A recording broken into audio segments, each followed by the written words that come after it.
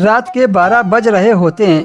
Kiran Rao madam जो sub inspector होती है, नशे में धुत अपने लड़खड़ाते कदमों के साथ अपने घर पहुंचती है और घर का डोरबेल बजाती है। 2-3 मिनट के बाद अंदर से एक व्यक्ति आता है। जब वो दरवाज़ा खोलता है तो वह व्यक्ति किरण राव का नौकर होता है। उस नौकर का नाम श्रीधर होता है, जिसकी उम्र होती है 25 साल। जैसे ही वह दरवाज़ा खोलता है तो देखता है उसकी मालकिन गिरने लगती है, तो वो नौकर किरण राव को संभाल लेता है।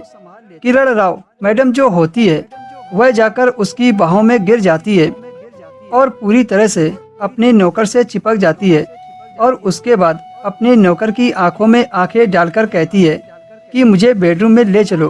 बेचारा नौकर जो होता है अपनी मैडम को संभालते हुए बेडरूम में ले जाता है और उसे बिस्तर पर लिटा देता है।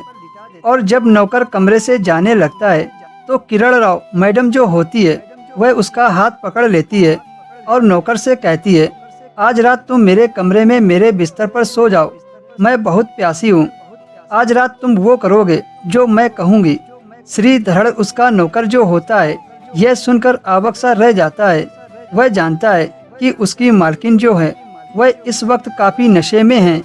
नौकर मैडम से कहता है, मैडम आप ये क्या कह रही हैं? उसके बाद वह कहती है, जो मैं कह रही हूँ वो सच कह रही हूँ, तुम्हें मेरी बात माननी ही पड़ेगी। उसका नौकर जो होता है उसे अपनी मालकिन की बात माननी ही पड़ती है।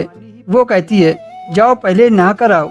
उसका नौकर जो होता है अपनी मालकिन के कहे मुताबिक बाथरूम में जाकर नहाता है और जब वो अपनी मालकिन के बेडरूम में पहुंचता है तो जो मैडम होती है वह कहती है, ऐसे नहीं, जाकर पहले म्यूजिक ऑन कर दो और म्यूजिक को ज़रा लाउड कर देना, क्योंकि क्या है ना, मैं बिस्तर में चिल्लाती ज़्यादा हूँ, मेरी चिल्लाने की आवाज़ पड़ोस तक ना जाए, इसलिए म्यूजिक को लाउड कर दो।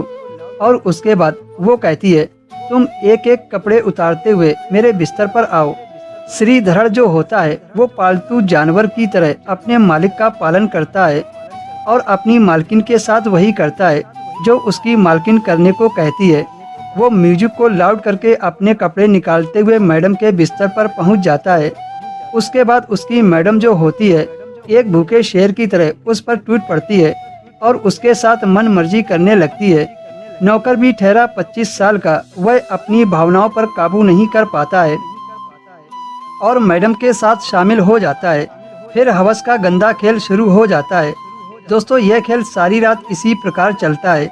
मैडम तो फुल नशे में थी। यह खेल खेलते खेलते दोनों की कब आंख लग जाती है दोनों को पता ही नहीं चलता है। और सुबह जब मैडम की आंख खुलती है तो अपने आप को खुली किताब की तरह पाती है। फिर जैसे ही उसकी साइड में नज़र पड़ती है तो देखती है उसका नौकर भी उसी हाल में पड़ा होता है। वह तुरंत अपनी नौकर को उठाती है और पूछती है कि तुम मेरे बिस्तर पर क्या कर रहे हो? नौकर कहता है, आपने ही तो मुझे रात में यहाँ सोने को बोला था।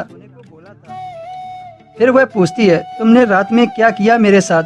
नौकर कहता है, प्यार किया सारी रात। यह सुनकर किरण राव जो होती है वो सुनकर सन रह जाती है।